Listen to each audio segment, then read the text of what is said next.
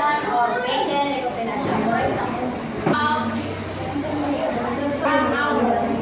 The story is an hour.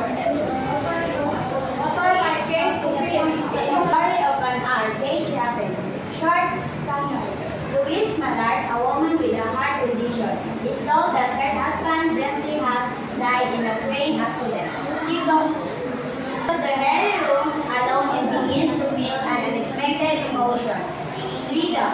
She realized that she is now free from a marriage that restricted her.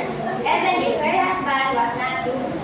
But at the end, Brentley Mallard walked in alive. He was never in the accident movie. Collapsed and died. The doctors say she died of joy, but the reader understands it was the shock of losing her freedom. Si Louise Mallard, isang babaeng may sakit sa puso, ay sinabihan na ang kanyang asawang si Brentley ay namatay sa isang aksidente sa train. Nagpunta siya sa kanyang silid na mag-isa at nagsimulang makaramdam ng isang hindi inaasahang emosyon, kalayahan. Napagtanto niya na malaya na siya mula sa isang kasal na nagpigil sa kanya, kahit na hindi malupit ang kanyang asawa.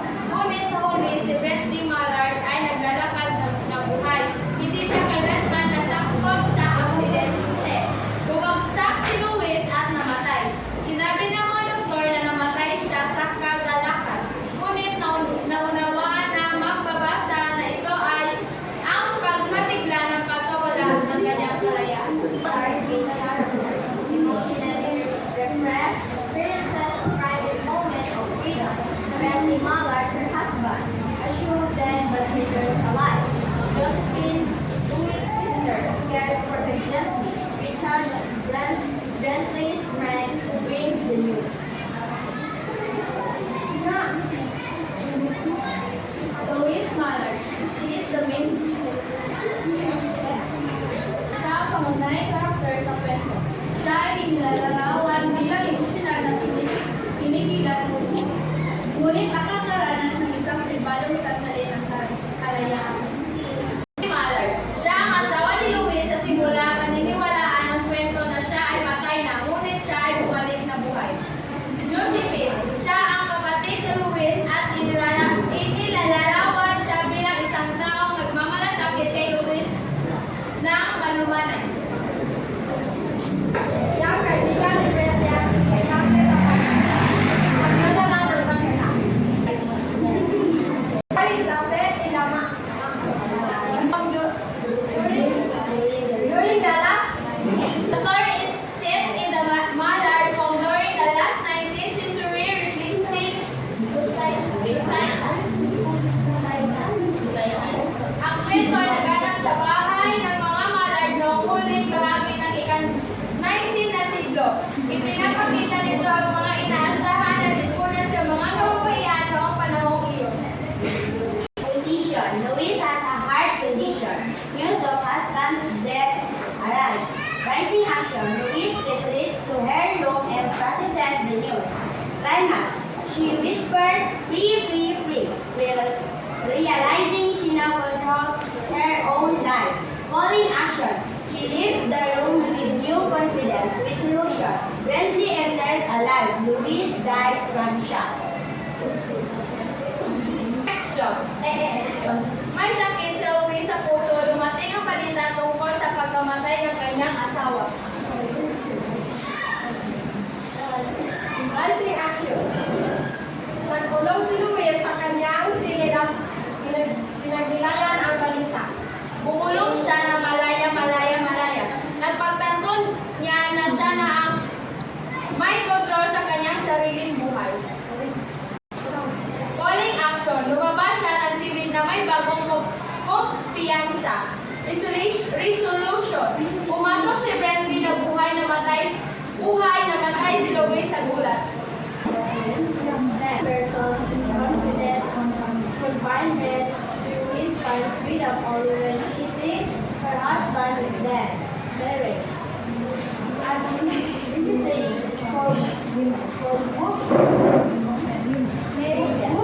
in the 19th century.